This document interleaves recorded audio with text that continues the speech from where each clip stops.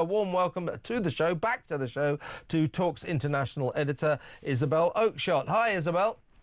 Hi, well, I love all the topics that we've got to get stuck into tonight, but I want to derail things temporarily. Please do. Just because there's a really important breaking story this evening, and that is to do with new guidelines from the so-called Sentencing Council that officially create a two-tier justice system. This new guidance from the Sentencing Council tells the courts that they must give special treatment to ethnic minorities. I am not Yeah, no, I've seen it, Isabel, and Robert Jenrick has stood up in the comments. I was going to bring it up, but you're quite right to raise this really toxic topic. Robert Jenrick quite rightly said, well, this is, here it is in black and white, in print, evidence that we are now officially running a two-tier justice system. So you get a special dispensation if you're from an ethnic minority, a cultural minority, and or a faith minority community. So you'll get better treatment if you're from any of those groups than if you're, shall we say, traditionally white and British. Unbelievable. Oh, and also, by the way, if you declare that you're trans or that you've got alcohol problems, I mean, this is absolutely outrageous. What has happened to our country that white British people are now treated as second or third class citizens? It is insane. It is going to breed so much resentment. It actually strikes absolutely at the heart of our values, our true British values, which are to do with fair justice for all, the equal treatment of people, whatever their background, whatever their, whether they're rich or poor, everybody should be equal in the eyes of the law. And there's always scope for those reports that explain someone's, the reasons why they committed the crime they did and their mitigation for that. How can that ever be to do with the colour of their skin? Really? Yeah, or their religion. Just ridiculous. And these are now official sentencing guidance.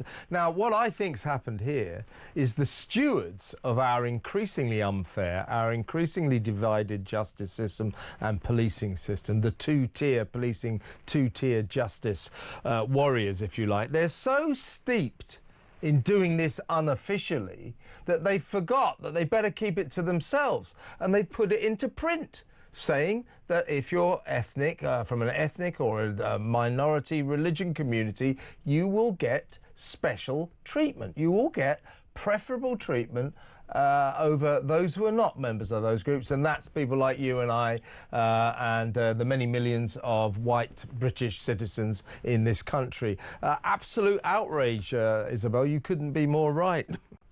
I mean, it's so outrageous that even the Justice Secretary, Shabana Mahmood, who's hardly somebody that we would consider anywhere near on our side of the argument about anything, says that she's not at all happy about it. The question then is, how the hell did this happen on her watch? She's now playing a massive kind of reverse backpedaling, saying, oh, well, I'm not having any kind of two-tier justice on my administration. Well, I mean, the whole of this Labour government has been a story, a shameful story of two-tier justice. We've talked about it pretty much every time we've done this show together, Kev, and now it's literally official there in black and white. So I would hope that, so far from just, as she puts it, registering her displeasure, sounding like she's the late Queen or something, she should actually exercise her authority. That's what she's there to do, not register her displeasure. And on behalf of the very displeased electorate, reverse this guidance straight away. Scrub it out. That's it. We don't want to hear anything more of it. In the bin with that. Yeah. As I say, what this is an accidental window into the psyche of the way this country works now. And here's Robert Jenrick, the wannabe Tory leader. I suspect he might be fairly soon, standing up and discussing just this. Turning to the new sentencing guidelines that's been published alongside this statement, which will make a custodial sentence less likely for, and I quote, ethnic minorities, cultural minorities and faith minority communities. Why is the Justice Secretary enshrining this double standard, this two-tier approach to sentencing? This is an inversion of the rule of law. We on this side of the House believe in equality under the law. Why doesn't she? It's exactly right. Everybody in the eyes of the law should be exactly the same, regardless of creed, colour, class, wealth, standing in society. Everybody should be exactly the same. And this proves that our authorities, our government, our police forces, our court system do not actually believe in that. And that is a shift. That is a serious cultural shift that makes this country a more repressive place to reside in. It really does. And you know, there are so many counts on which it has become terrifyingly repressive, even while Keir Starmer, without even blinking as he lies, claims that he's proud of our history of free speech and that it will last for a very, very long time. I mean, the guy has no shame, does he? No, he doesn't. Well, listen, it's almost kind of on the same kind of topic because the migrant crisis, both legal and illegal, due to the fact that successive governments have let in around about 1 million legal migrants every year. Only last year, 850,000. That figure came out last week and didn't really get noticed because everyone was obsessing on the White House and Zelensky and Trump. 850,000 over the last year. So, and on it goes. So this is changing the face of Britain, and so is the illegal migrant crisis. We've just found out that, well, basically, ever since Saturday, illegal migrants have been pouring across the channel, absolutely pouring across.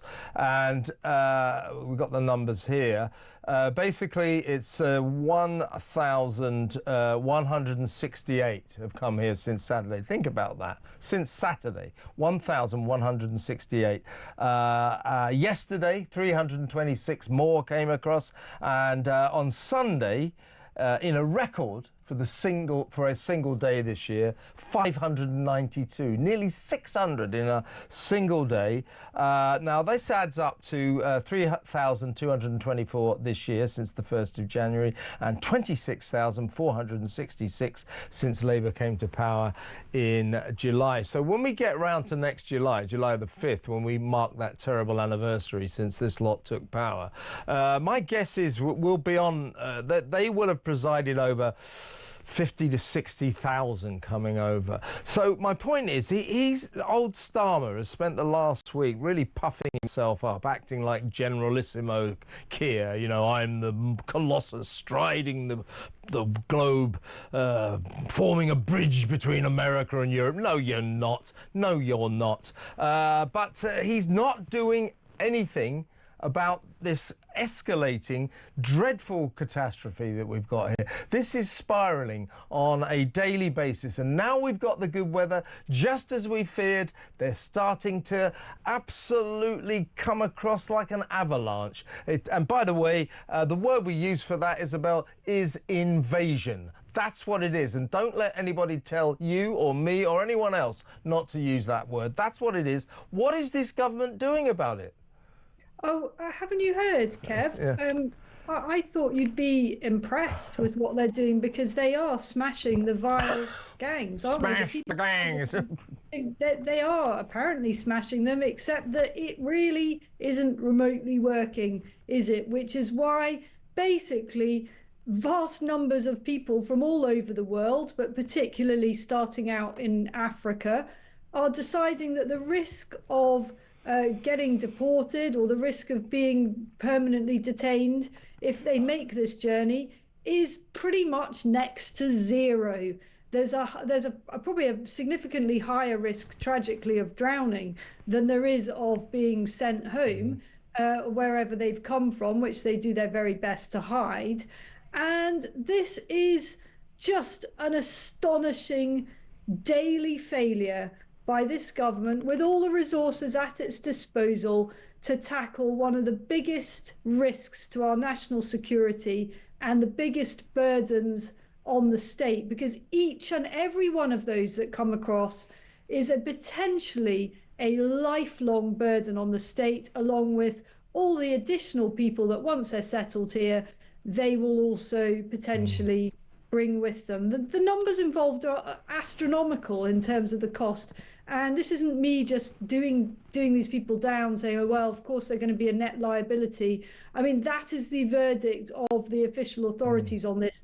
They are calculated to be heavy net liabilities. Why? Because they are generally very low skilled. Yep. Fine, you know, if they were brain surgeons, great, bring it on. But brain surgeons from all over the world don't tend to come in rubber dinghies. Absolutely not. Now, lest we forget, the Tories, you know, they're responsible for this. They're the ones who let this start to get out of control. It's no mean feat. It's no mean feat by the Labour government that they've made it worse, because it was catastrophic under Rishi Sunak and indeed his predecessors. But I think we're going to find out now, if you haven't heard about his speech today, this is why Sunak was so spectacularly useless. He's made a speech today saying that in terms of combating the migrant crisis, he should, listen to this, he should never have used the term stop the boats. The ex-Prime Minister says that was too stark and too binary. What a load of wishy-washy rubbish. Why didn't you... Stop the boats is what you had to do. You know, I should never have used that term. You remember he used to stand in front of those lecterns with it written on the front. But I mean, you know, of course it's the term you should have used. And more than that, it's what you should have done. No wonder they don't solve this when it's too stark and too binary. What on earth is he waffling on about? I mean, that says everything about why he should never have been in that job and why it's fantastic that the electorate booted out the Tories. Unfortunately, what we've ended up with is something even worse. Yeah. What a disgrace, though. I mean, sorry, what an absolute disgrace, because what he's really saying there is that we didn't really mean it. That's what he was saying. He's saying it was a mistake because it was a political slogan. Well, the mistake was on those people who fell for that absolutely empty propaganda. His record speaks for itself. He didn't stop a single boat. They continue to come over in great number.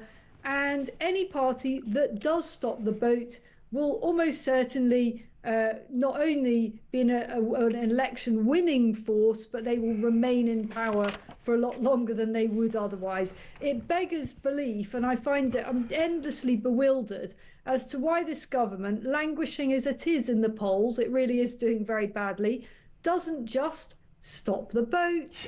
Stop the boats.